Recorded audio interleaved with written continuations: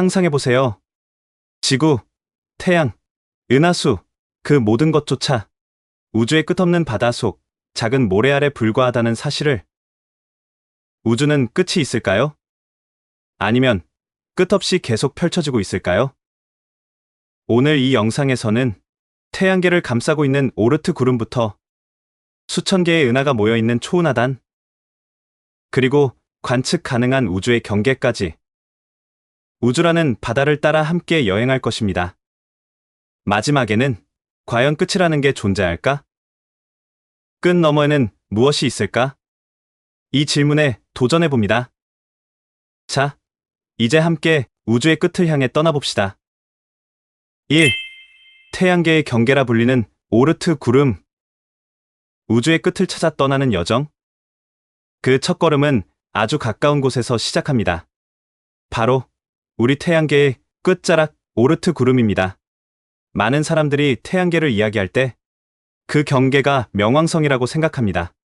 하지만 실제 태양계의 경계는 훨씬 멀리 있습니다.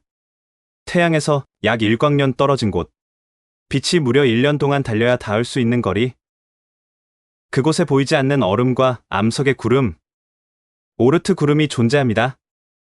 오르트 구름은 수십억 개의 얼음 조각과 소행성들로 이루어진 구형의 껍질처럼 태양계를 포근히 감싸고 있습니다. 이곳은 태양의 중력이 마지막으로 미치는 한계, 태양계의 진짜 경계선입니다. 그럼 여기서 질문이 있습니다. 오르트 구름 너머에는 어떤 세계가 기다리고 있을까? 바로 우리 은하수의 광대한 무대가 기다리고 있습니다. 이 은하수 속으로, 태양계의 경계를 넘어서면 우리는 광활한 별들의 바다 속으로 들어갑니다. 그 바다의 이름은 은하수입니다. 밤하늘을 가로지르는 뿌연띠, 그것이 바로 우리가 속한 은하수의 모습입니다. 은하수는 수천억 개의 별과 행성, 그리고 보이지 않는 암흑 물질이 중력으로 서로를 끌어당기며 형성된 거대한 회전 디스크입니다. 지름은 약 10만 광년.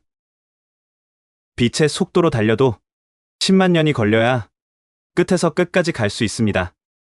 그 안에 지구, 태양, 그리고 우리가 아는 모든 세계가 있습니다. 우리는 이 은하수의 중심도 아니고 가장자리 조용한 곳에 자리하고 있습니다. 한 번쯤 생각해보세요. 우리는 거대한 별들의 강 속에 떠있는 작은 점에 불과하다는 사실을 말이죠. 그리고 이 은하수조차 더 큰 우주의 일부일 뿐입니다. 3. 초은하단과 관측 가능한 우주. 은하수처럼 별들로 가득 찬 은하는 혼자 외롭게 존재하지 않습니다. 수많은 은하들이 서로 중력을 주고받으며 더 큰 구조를 이루고 있습니다. 우리가 속한 은하수도 수십 개의 은하들과 함께 거대한 모임을 이루고 있는데, 이를 초은하단이라고 부릅니다. 우리가 속한 초은하단의 이름은 라니아케아, 하와이 말로 끝없는 하늘이라는 뜻입니다. 이 초은하단 안에는 수십만 개의 은하가 말 그대로 거대한 우주의 강처럼 흐르고 있습니다. 하지만 이 초은하단마저도 우주 전체에 비하면 하나의 작은 점에 불과합니다. 현재 인간이 관측할 수 있는 가장 먼 거리는 약 465억 광년입니다. 빛의 속도로 465억 년을 달려야 겨우 닿을 수 있는 거리입니다. 여기서 중요한 질문이 생깁니다. 우주의 나이는 138억 년인데 어떻게 465억 광년이나 멀리 볼 수 있을까요? 그 이유는 우주가 팽창하고 있기 때문입니다.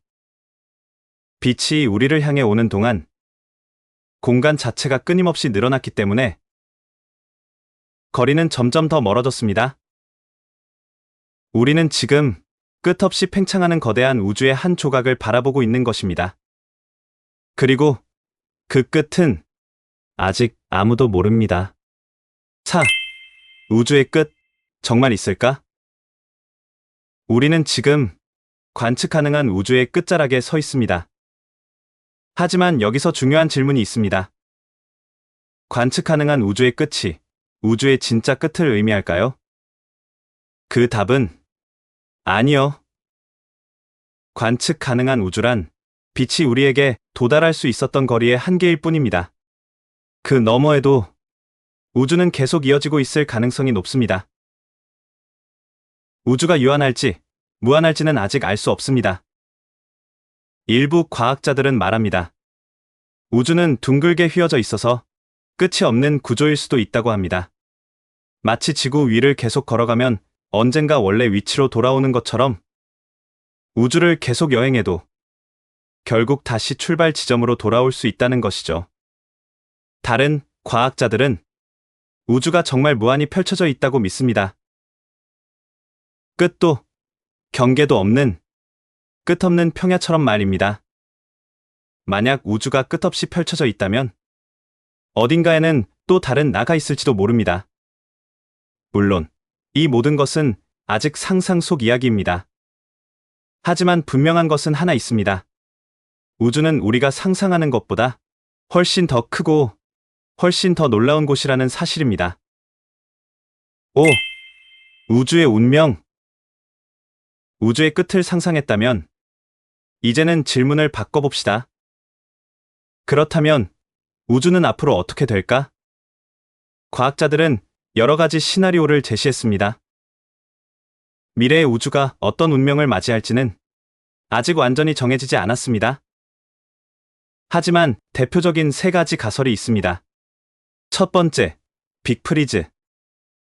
우주가 계속 팽창하면서 별들은 점점 연료를 소진하고 꺼져갑니다.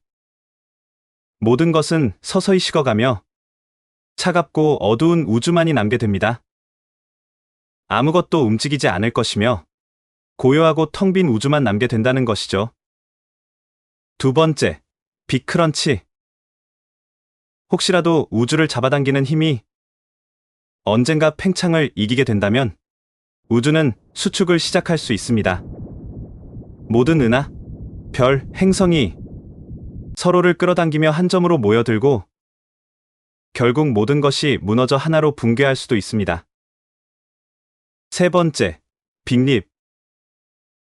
암흑 에너지가 지금보다 훨씬 강력해진다면 우주는 점점 더 빠른 속도로 팽창하게 됩니다.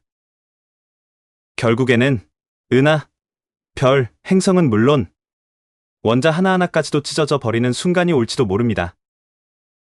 지금까지의 관측 결과로는 빅프리즈, 즉 서서히 식어가는 우주가 가장 유력해 보입니다.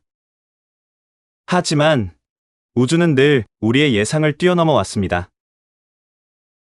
과연 우주가 어떤 결말을 향해 가고 있을지 그 누구도 아직 확실히 알 수 없습니다. 6.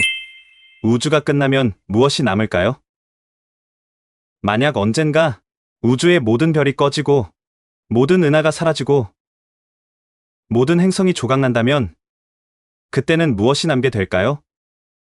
과학자들은 말합니다.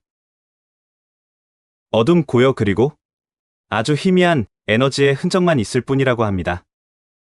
별들이 꺼진 뒤에도 블랙홀은 남아있을 수 있습니다.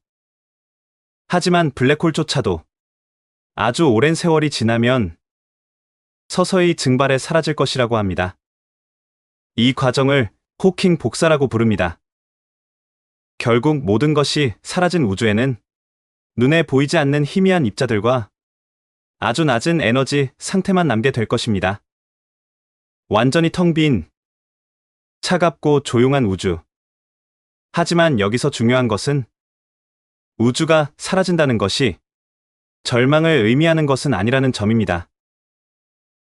오히려 우리가 이 순간을 살고 있다는 사실, 별들이 빛나고 행성이 존재하며 생명이 피어나는 이 순간이 얼마나 소중하고 경이로운지를 더욱 선명하게 보여주는 것입니다.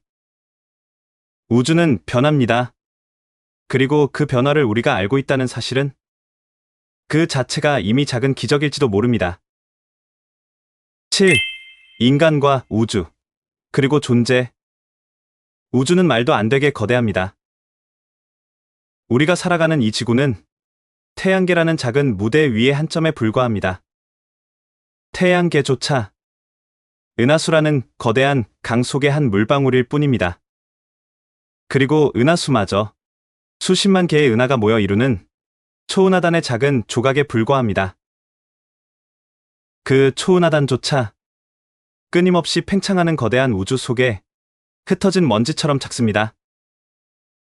이 거대한 우주 속에서 우리는 지금 지구라는 작은 행성 위에서 숨쉬고 있습니다. 우주가 얼마나 거대한지 알게 되면 한편으로는 우리 존재가 너무 작고 하찮게 느껴질 수도 있습니다.